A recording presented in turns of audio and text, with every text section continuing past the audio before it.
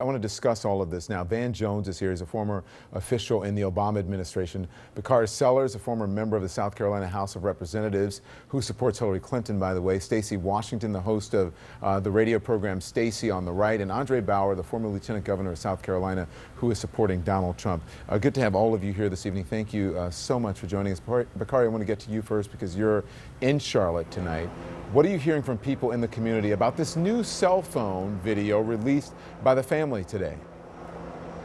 Well, I can tell you it didn't do much but heighten the distrust between this community and law enforcement. I mean, I think that's what this whole thing has been about. It's been about justice, and it's been about a trust that's been broken.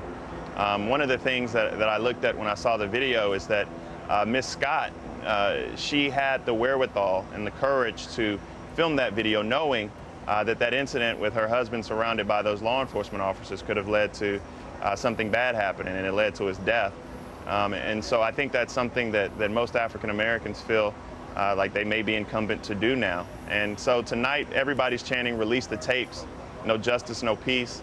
And everybody's getting into a good trouble so far, which I'm very happy for and proud of, Don. Yeah, I want to get to Van Jones. Vance, let's talk about a little politics here. New polls in North Carolina show that Trump and Clinton are neck and neck. Clinton tweeted earlier saying that Charlotte should release police video of Mr. Scott's shooting without delay. She said, "We must ensure justice and work to bridge divides." It's a quote from her. Is she taking the right approach? Well, I tell you, I think that she is speaking for a lot of people. Obviously, there are good reasons to keep a tape back if they are in the middle of an ongoing investigation.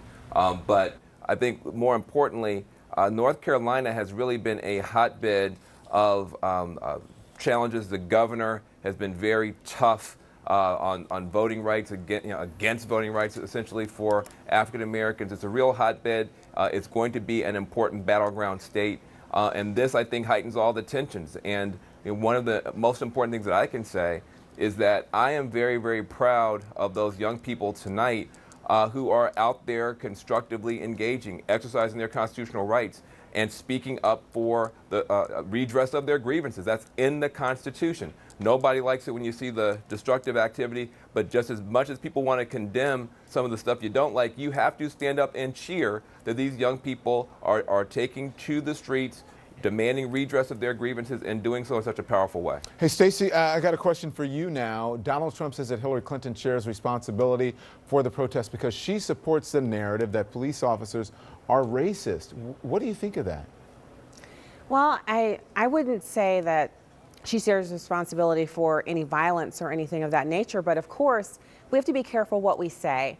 And I don't agree that police officers are inherently guilty or that they're hunting down blacks or any of those things. What I think is happening here is we have a couple of officer-involved shootings. We don't know what's happened. The investigations are ongoing. And I'd like to see us maintain this level of order. If you're going to protest, make sure it's orderly, make sure it's lawful, and let's see what the investigations show. Here is President Barack Obama at the opening of the new African American History Museum. Listen. My hope is that black folks watching those same images on television and then seeing the history represented in this museum can say to themselves, the struggles we're going through today are connected to the past, and yet all that progress we've made tells me that I cannot and will not sink into despair. Because if we join hands, and if we do things right, if we maintain our dignity. Didn't quite clear the end of that, but Andre Bauer, what's your reaction?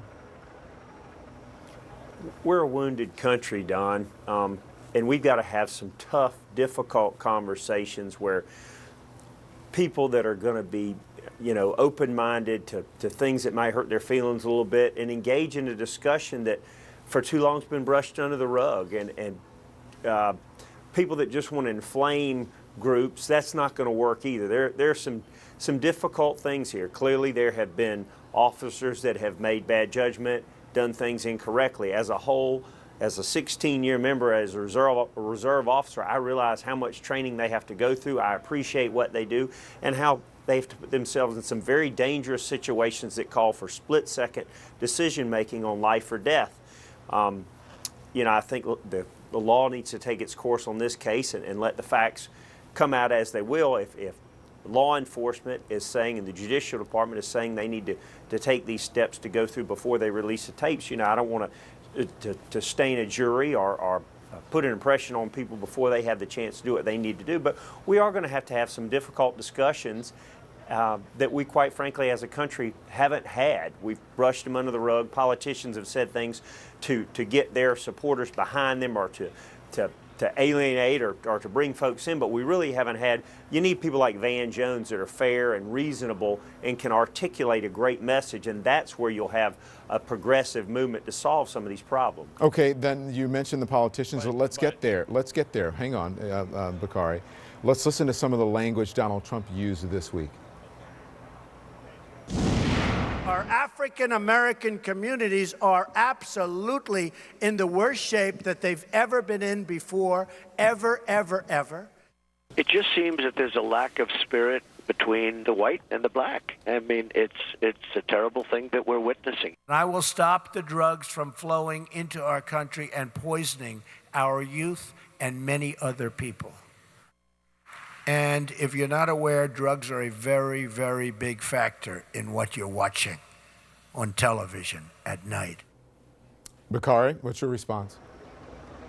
Well, I mean, my response is, and first I just want to say that I agree with Andre somewhat, but the conversations that are going to have to be had, I mean, with all due respect to my friend Van Jones and even myself, they're not necessarily conversations that just need to be had with us. In fact, they're going to have to be had with all our cousins. They're going to have to be had with the people who go to work every day, the people who are out here protesting and screaming. We can't pick and choose who we have these conversations with. And to Stacy's point, talking about the rioting and protesting, if you can condemn the rioting and protesting, then you also have to be able to condemn the conditions that led to it. And then my last point is, we're not just talking about Charlotte. I mean, I want the tapes released tonight in Charlotte. I hope they come out tonight. But even more than that, I think my heart aches because it's not just Charlotte. It's Terrence Crutcher, it's Alton Sterling, it's Philando Castile, it's Eric Gardner, it's Tamir Rice, it's Walter Scott. The names go on and on and on. And for many of us, this isn't an isolated incident of Charlotte. This is a pain that's felt throughout our community because we're tired of seeing black bodies in the street. Let's let Stacy respond to that. And Stacy, on top of that, as an African American who is conservative, how do any of the remarks that you hear from Donald Trump and more, how does that help reaching out to the black community? Does it? I don't think anything he said was false. I'm not so sure about the drug involvement in the protests. I don't think the protesters are on drugs. I think what we're talking about is a conversation that he started when he went to that black church in Detroit.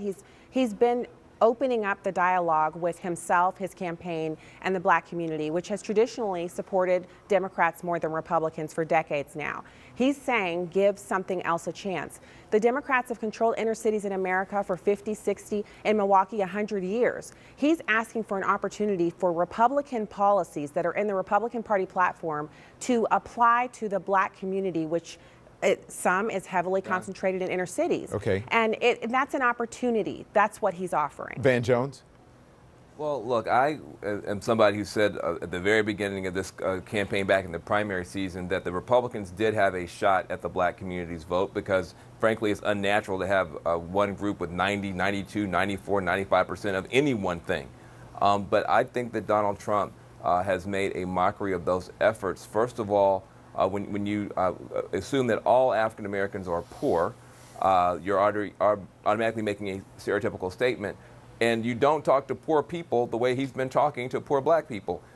I could just easily say you've got a bunch of poor white folks that have been voting for Republicans for generations.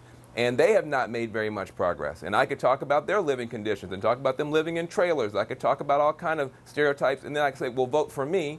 I think those people would be highly offended that was the way I was coming at them. And I think people have been highly offended at the way that Trump has come at us. And I do think that this is a very important moment. Listen, the African American community is tired of funerals. We're crushed now in some of our communities between street violence and unlawful police violence. Mm-hmm. And unfortunately, too many politicians just want to score points on this funeral or that funeral and we're not working together to get the overall number of funerals down. Okay. And so that's, to me, and I don't feel that Donald Trump has been very helpful in getting us to that place. We've got a lot of territory to cover here and a lot of time this evening. We're going to be on at least until 1 a.m. with this broadcast, and of course CNN is on live 24 hours a day, and we'll continue on with this. Thank you, panel.